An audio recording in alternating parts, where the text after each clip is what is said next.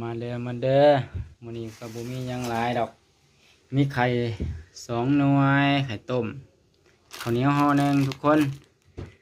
แจ่วปลาแดกจุดเด็ดเฮาคือขาดบ่ได้มีผักบงเนาะนี่ผักบงผักกาด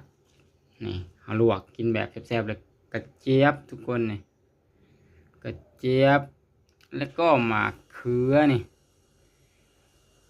เบื่อกินเลย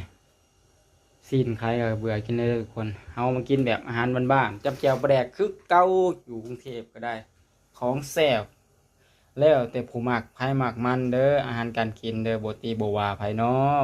ไผมักอันใดก็เฮ็ดกินเด้อทุกคนเด้ออ่ะมาแจ่วปลาแดกนี่โอ้นี่แบบแซ่บๆเลยมื้อนี้ฮะจัดไปวิสโกล